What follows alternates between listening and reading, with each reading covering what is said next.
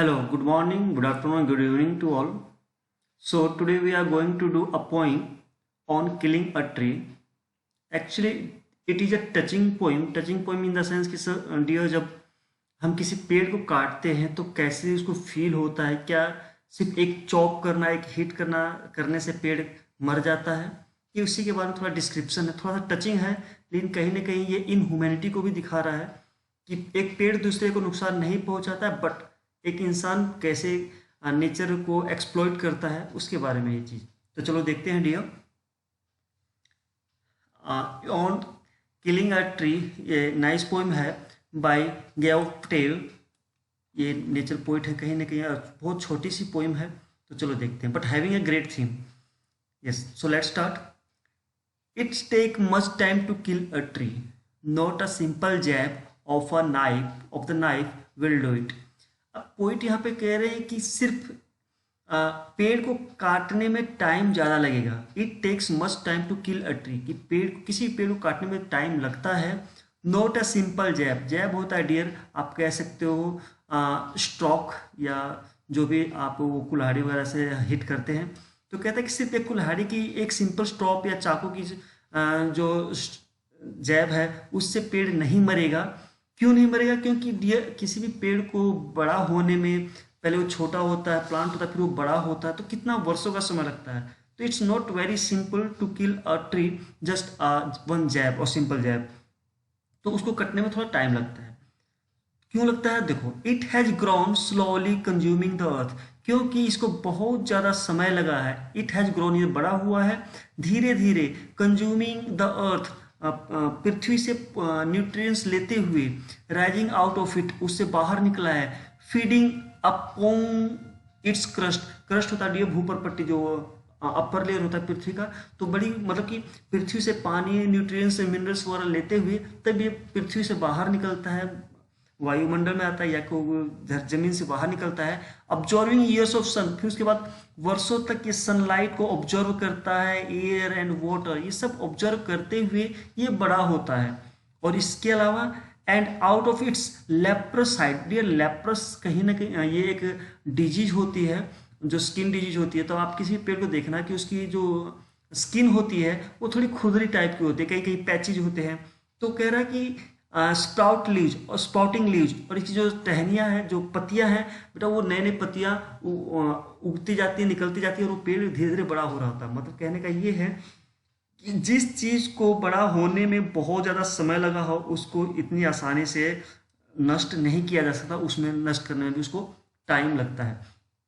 तो अब यही है कि सिर्फ एक सिंपल हिट करने से, कुल्हाड़ी से, छोटी छोटी कुल्हाड़ी या चाकू से पेड़ को नहीं काटा जा सकता, क्योंकि कितने वर्षों से पृथ्वी से मिनरल्स लिया है, धीरे धीरे बाहर बड़ा हुआ है, सनलाइट, एयर, वाटर सब कुछ ऑब्जर्व किया है। तो ये भी अपनी ओर से कहीं ना कहीं संघर्ष करता है। सपोज टू भी फर्स्ट स्टैंजा में ये कहा गया है कि अगर इसको काट दोगे तो ये इतनी जल्दी नहीं मरेगा।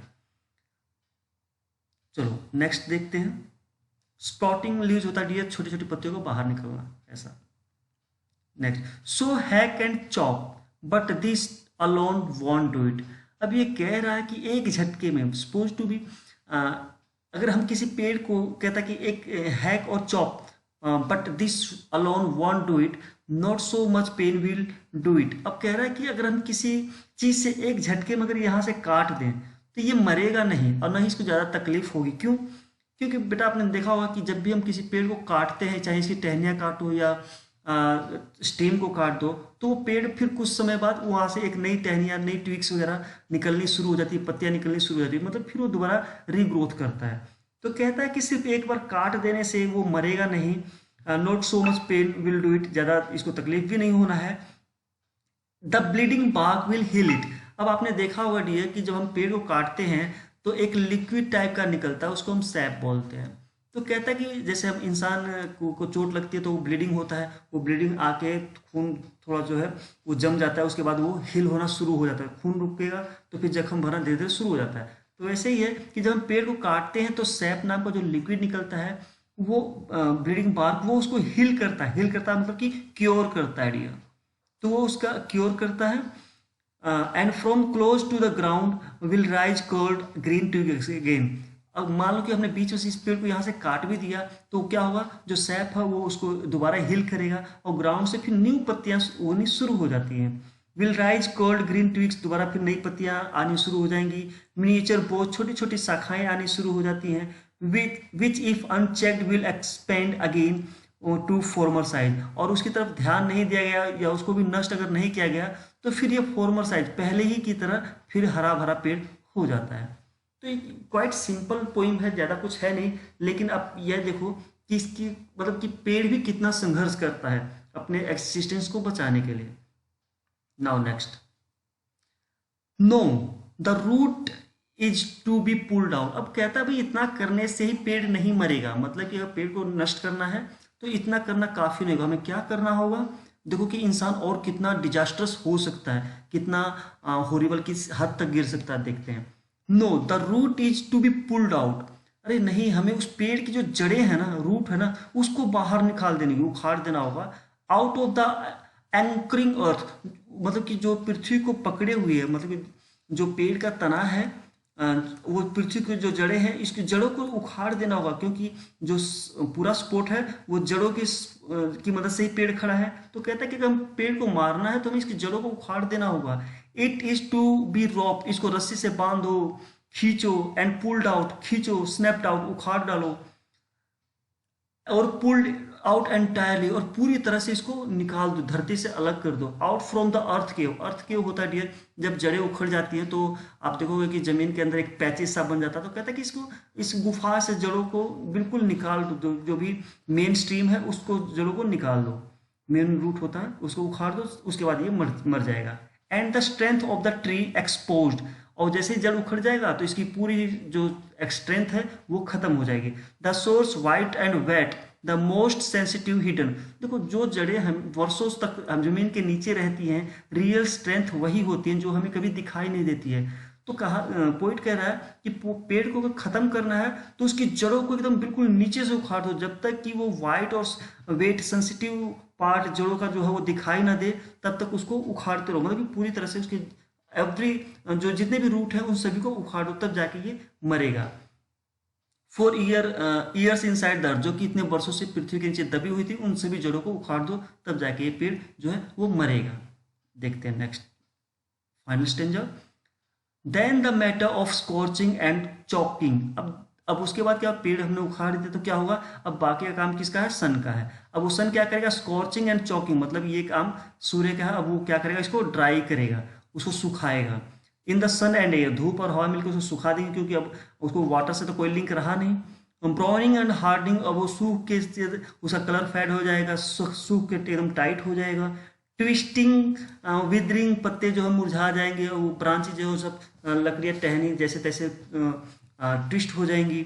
एंड देन इट्स डन, और जब ये सब हो जाएगा तब ये जो पेड़ है वो मर जाएगा। मीन टू से कि हम किसी चीज़ को, अस्तित्व को खत्म करने के लिए किस हद तक गिर जाते हैं, ये पोइट इसकी पोइम के थ्रू बताना चाहता है। तो डियर बहुत सिंपल पोइम थी, होप सो ये आपको कुछ क्लियर हुआ होगा। अब थोड़ा इसके लिटरेरी डिवाइस को देख लेते हैं बेटा। तो इसमें सबसे पहले लिटरेरी डिवाइस की अगर हम बात करें, राइमिंग स्कीम की बात करते हैं, तो डियर हम इसमें देखेंगे कि इसमें कोई भी राइमिंग स्कीम नहीं है। लास्ट के जो वर्ड हैं इसमें कहीं से कोई भी मैचिंग नहीं है। ट्री, नाइफ, कोई राइमिंग स्कीम नहीं है। नो राइमिंग स्कीम मीन्स ये फ्री वर्स में लिखा गया है, फ्री वर्स में लिखा गया। उसके बाद अब देखो एंजॉयमेंट, एंजॉयमेंट का भी इसमें प्रयोग किया गया है। नाइफ के बाद कोई पंक्चुएशन मार्क्स नहीं, ग्रीन के बाद नहीं है, ऐसे ही फीडिंग, ऑब्जर्विंग के बाद नहीं है, तो इसमें एंजॉयमेंट, एंजॉयमेंट का भी प्रयोग किया गया है।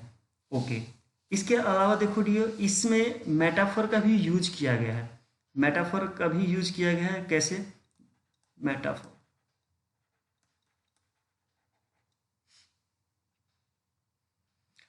लेप्रोसाइट, देखो जो मेटाफर होता, लेप्रोसाइट, लेप्रोस एक डिजीज होती है, ये इंसानों को होती है, तो कहीं ना कहीं मेटाफर का भी यूज किया गया। इनडायरेक्ट वे में जब हम कंपेरिजन करते हैं तो स्किन उसमें क्या होता है कि जो सूख मीन्स थोड़ी सख्त टाइप की हो जाती है, खुरदरी टाइप की हो जाती है, वैसा ही पेड़ की जो स्किन होती है वैसी हो जाती है।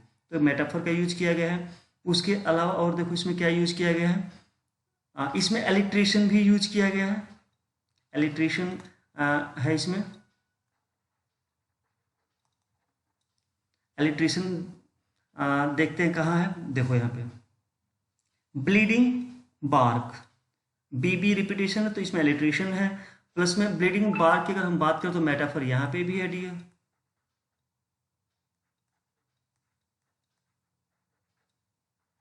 मेटाफर है।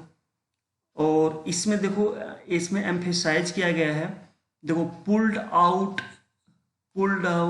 एंड पुल्ड आउट, तो यहाँ पे रिपीटेशन भी है डियर,